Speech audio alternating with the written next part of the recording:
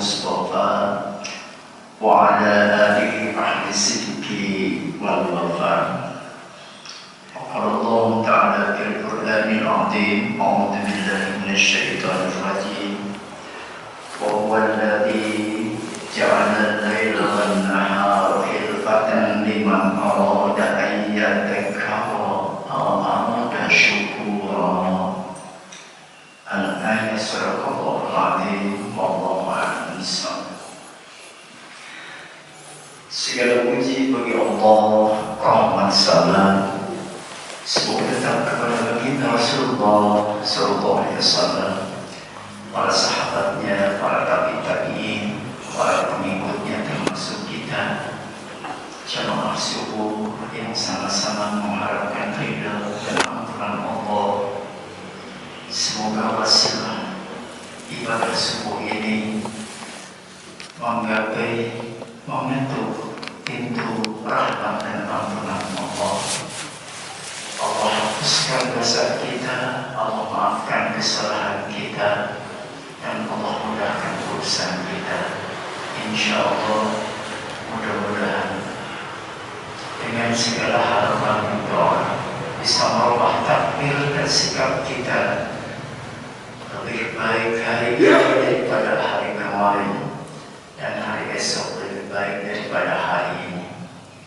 Allah yang telah menciptakan siang dan malam saling berganti, liman arada ayyadakara wa syukura, bagi hamba yang bermaksud untuk melaksanakan zikir kepada Allah dan juga untuk melaksanakan syukur atas segala nikmat Allah. Karena kita tidak akan lepas daripada tiga hal. Pertama, bersyukur saat kita mendapatkan kemudahan dan kesenangan atau kesehatan atau kesuksesan, dan kita sabar bisa dihadapkan dengan musibah, ujian, cobaan atau sakit. Bahkan kita segera bertobat di saat kita salah atau terlintas dengan kesalahan. Dan ini juga doa di pagi ini. Allah yang sakit, dari ibunya Bapak Haji Salwan yang saat ini lagi sakit, doakan Allahumma rabbana astagfir bahasa ismi antasar illa sifa illa yang berdisakom. Semoga Allah berikan kesehatan siapapun yang tahu pada pagi ini kenal dekatnya kita, berikan kesehatan, kesembuhan, kesabaran dan ketawakalan, istiqomahkan dalam ibadahnya, dan akhiri segala urusannya dengan husnul khatimah. Al-Fatihah. A'udzubillahi minasyaitonir rajim. Bismillahirrahmanirrahim. Alhamdulillahi rabbil alamin. Ar-Rahmanir Rahim. Maliki yaumiddin. Iyyaka na'budu wa iyyaka nasta'in. Ihdinas siratal mustaqim. Siratal ladzina an'amta 'alaihim ghairil maghdubi 'alaihim. Baiklah, itulah yang difirmankan Allah. Allah menjadikan malam dan siang khilfatan liman arada yataqarrab, bagi hamba yang zikir dan berdoa atau bersyukur atas segala nikmatnya. Insyaallah bahwa innal fajra kana mas'uda, salat itu yang dari para malaikat. Insyaallah doa dan harapan kita mudah-mudahan Allah kabulkan. Hadirin, menyambung pasal kedua penjelasan dari Ibadur Rahman terkait dari surah Al-Qur'an ayat 63 sampai dengan ayat 70. Ada 9 sifat Ibadur Rahman, hamba kekasih Allah, yang telah disampaikan 4 atau 5 sifat antara lain diulang. Wa ibadur rahman alladzina yamshuna 'alal ardi hauna wa idza khatabahum humul jahiluna qalu salama. Pertama, hati-hati ketika dia berjalan di muka bumi penuh dengan kesantunan. Yang kedua, Ketika berbicara dengan orang yang sederhana ilmunya, maka senantiasa mengambil sikap yang penuh dengan santun dan penuh dengan hati-hati, tidak menyinggung perasaan. Ketika menjelang malam, senantiasa dia bangun, yabituna li rabbihim sujada wa qiyama, melaksanakan sholat tahajud, mohon kepada Allah sehingga tidak semalaman untuk tidur semuanya, tapi dia merenggangkan lambungnya untuk mohon kepada Allah. Dan disitulah menyampaikan doanya, Rabbana sir'alna adab jahannam inna adabaha kana gharama inna sa'at mustaqarra wa muqama. Merupakan doa yang paling mulia, karena hanya Allah Maha Pengampun, hanya Allah Maha Penerima taubat hamba-Nya yang berdosa. Turunlah ke langit dunia di sepertiga malam. Ayyusail, adakah yang meminta kepadaku? Oh, dia, maka Allah akan memberinya. Ayyudda'i, adakah yang berdoa? Fa'ajibu, Allah akan ijabah. Ayyustaghfir, adakah yang mohon ampunan? Fa'aghfiru, maka Allah akan mengampuni. Subhanallah. Karena itulah kembali bahwa Rasulullah SAW menyampaikan kepada sahabat yang mulia Umar bin Khattab, ya Khattab, ya Ibnu Khattab, laqad anzalallahu fika ayatan, sungguh Allah telah menurunkan ayat yang menjelaskan. Wa ta'ala, maka Rasul membacakan, wa huwa alladzi ja'ala al-laila wan-nahara khilfatan liman arada aw ayyadhakara aw arada syukura ma fa'aka min nawafil. Wahai Ibnu Khattab, ketika kamu lewat melaksanakan nawafil yang sunat di waktu malam, faqdihi fin nahar, laksanakanlah sempurnakan di waktu siang. Demikian wa ma fa'aka min nahar faqdihi fil lail, ketika kamu lalai di waktu siang, sempurnakanlah, laksanakanlah di waktu malam.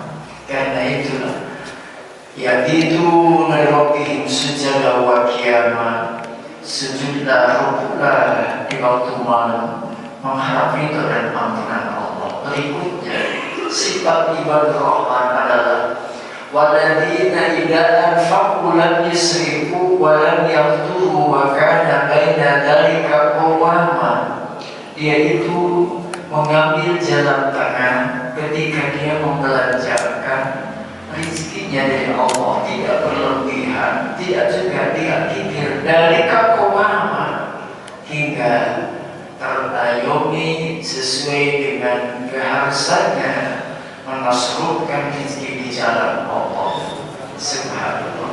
Maka lebih utamanya adalah tentu satu dinar itu diberikan kepada keluarga jauh lebih baik, keluarga jauh lebih baik. Karena itulah pentingkan utamakan keluarga, lalu baru berbagi ketika kita memiliki kelapangan, keluasan dalam rezeki untuk membantu dan menolong hamba Allah. Itulah yang membangkitkan kepekaan sosial, adalah merupakan sesuatu anugerah Allah. Karena tidak sedikit saat ini hamba Allah yang tidak memiliki kepekaan, karena disitulah hatinya tertutup.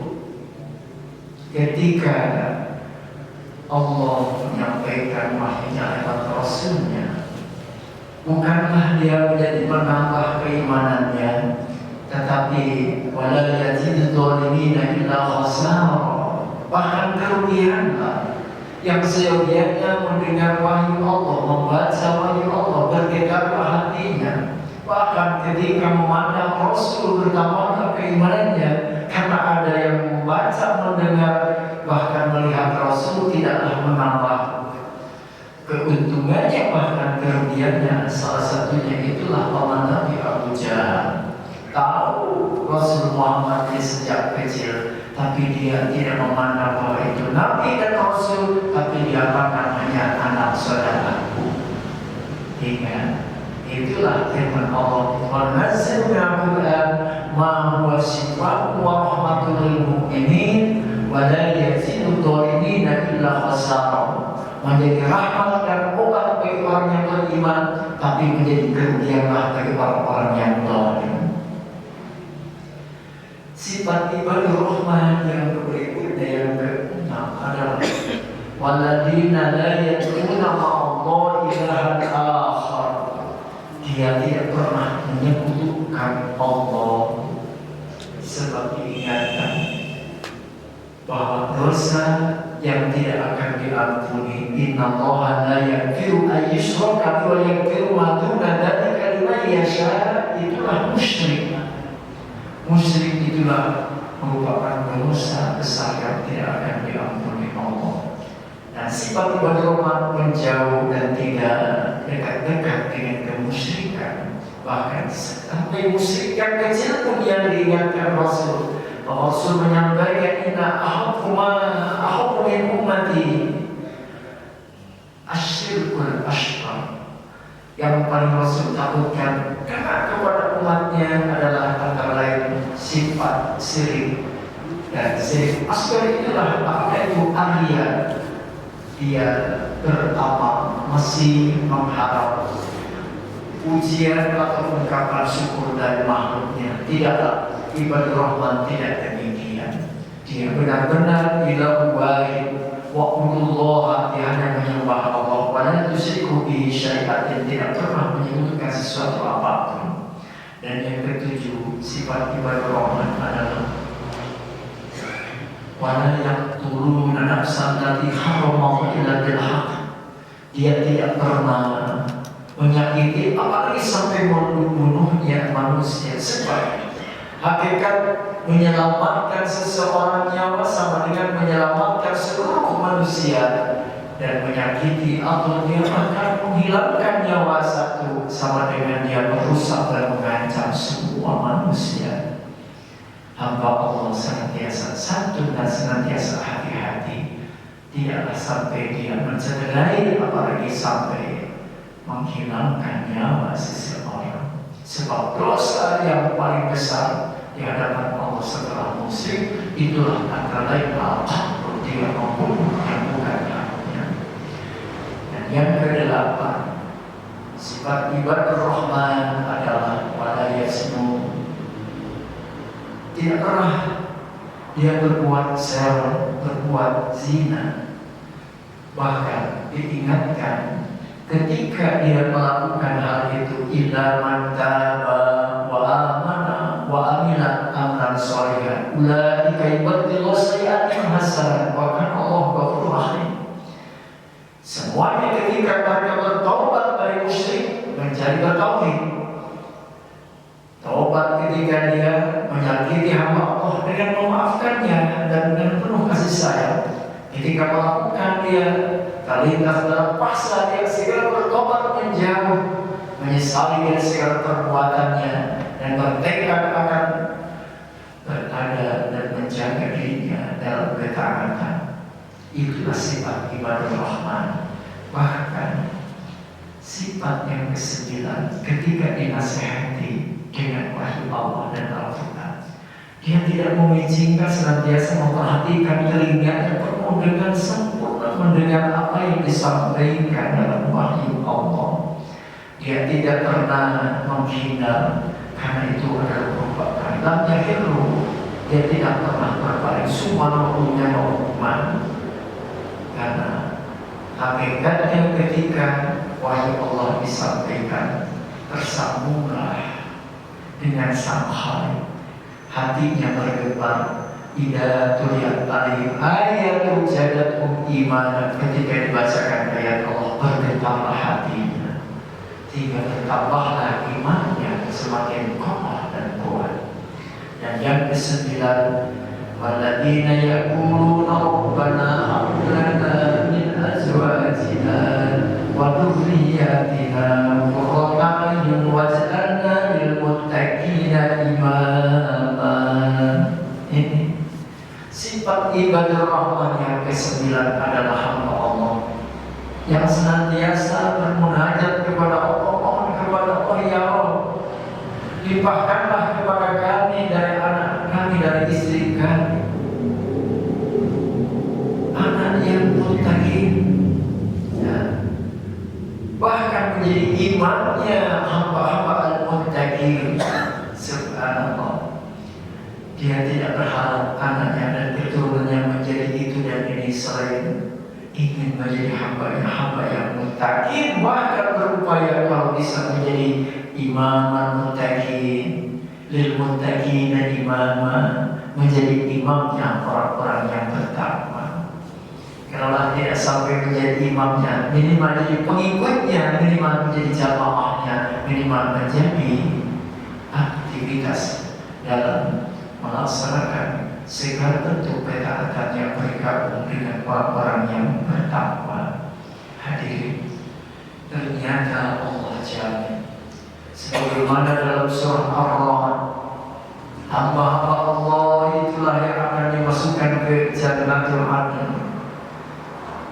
Mereka adalah yang telah sabar ketika waktu mengisi hidupnya waktu di dunia ini, sehingga mereka akan dimasukkan min abaihim wa azwajihim wa dzurriyyatihim, dengan anak, istri, karib dan kerabatnya. Subhanallah, sampai malaikat menyampaikan sambutannya. Apa kata malaikat? Salamun alaikum bima sabartum fa ni'ma uqbadar. Salam sejahtera bagi hamba-hamba Allah yang telah patuh dan taat dalam mengisi kehidupannya. Subhanallah, ini kabar gembira dari Allah dalam surah Al-Qur'an ini. Semoga kita diberikan ketulusan dan keikhlasan, kehusuan dan keistiqomahan. Sampai kapan? Sampai akhir hayat kita. Semua isi kita sehat, kesungguhan tetap, bahkan subhanallah, hanya dengan pertolongan Allah lah kita dapat melaksanakan ini semua. Tanpa pertolongan Allah, sampai akhirnya bisa melaksanakan salat subuh. Sesulit apapun, kita senantiasa berupaya dan berikhtiar. Dan karena inilah dunia merupakan dari takdir, negeri beban yang harus kita pikul dan kita usahakan. Dan insya Allah, karena kita meyakini akhirat itu adalah negeri yang kekal dan abadi, maka hidup dunia ini menjadilah hamba yang cerdas. Seperti yang dijelaskan Rasul, yang pertama yang cerdas itu adalah dia yang banyak mengingat akan kematian, dan yang kedua memperbanyak amal untuk hidup setelah kematian, dan dia senantiasa ridho atas segala pemberian Allah, tidaklah dan menjauh dari orang-orang yang bodoh. Siapakah itu? Manittaba hawa wa tamanna itu adalah umur. Dia adalah pengikut hawa nafsu, dan dia adalah berangan-angan seolah-olah umurnya akan panjang. Janganlah hadir, jauhkanlah dari sifat itu.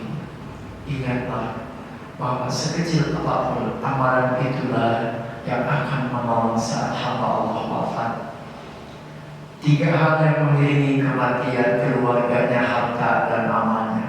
Hanya satu yang akan menemani dirinya di alam barzakh. Ketika berpisah dengan jasadnya masuk ke alam kubur, berarti pindahlah kehidupan ke alam barzakh, penantian menuju ke alam akhirat. Maka disitulah hanya amalnya. Karena itulah Rasul mengingatkan, yang berat itu menghadapi kematian, dan yang lebih berat adalah menghadapi alam kubur. Karena disitulah merupakan alam penantian, yang alam menanti menuju ke akhirat. Sampai kapan? Sampai yauma yub'atsu man fil kubur, sampai manusia dibangkitkan dari kubur. Barulah di situ manusia dimahsyar, dimauqif untuk dihisab, kemudian ditimbang, memasuki Shiratal Mustaqim. Baru disitulah semua manusia, para nabi pun memasuki, disitulah jembatan Shiratal Mustaqim. Makanya ada hamba Allah yang dipermudah dengan cepatnya, orang-orang mukmin diselamatkannya, dan juga orang-orang yang kafir dia adalah hamba-hamba yang celaka. Namun Dengan 9 sifat ini, mari kita amalkan, jagalah, dan kembali pahami Al-Furqan ayat 63 sampai 70. Insyaallah kita sampai Rasul katakan, siapa yang berpegang teguh kepada warisanku Al-Quran dan As-Sunnah, dia tidak akan sesat selama-lamanya, dan dia akan senantiasa dipandu dalam kehidupannya, dituntun untuk menuju ridho dan ampunan Allah. Karena itulah mari kita bersyukur kepada Allah di hari 14 di bulan Agustus. Sebentar lagi akan teringat hari kemerdekaan bangsa Indonesia, dan kita pun sebagai generasi penerusnya mudah-mudahan menjadi generasi yang mampu mengisi kemerdekaan ini dengan generasi yang taat, tunduk, patuh, dan memiliki kepekaan sosial hingga berani untuk amar ma'ruf nahi munkar demi kemakmuran nusa dan bangsa. Allahumma shalli wa sallim wa barik amin hamdan syakirin hamdan amin hamdan yuwafi ni'amahu wa yukafi mazidahu ya rabbana lakal hamd kama yanbaghi li jalali wajhika karim wa ali sultan. Allahumma ya rahman, di subuh yang kau rahmati ini kami bersimpuh mensyukuri nikmat-Mu, memuji kebesaran-Mu, mengagungkan kemuliaan-Mu ya Allah. Ampunilah dosa kami, dosa ibu bapa kami, dosa guru kami, dosa kaum muslimin muslimat. Ya Rahman, kuatkanlah iman kami, istiqomahkanlah ibadah kami, muliakanlah akhlak kami, wujudkanlah cita-cita kami penuh dengan kebahagiaan dan kemanfaatan, dan akhiri kami dengan husnul khatimah. Rabbana taqabbal minna innaka antas samiul alim wa tub alaina innaka antat tawwabur rahim. Rabbana atina fid dunya hasanah wa fil akhirati hasanah wa qina adzabannar. Wa sallallahu ala Muhammadin khairil khalqi wa ala alihi wasallam. Subhana rabbika rabbil izzati amma yasifun wa salamun alal mursalin walhamdulillahi rabbil alamin. Akhirul kalam. Assalamualaikum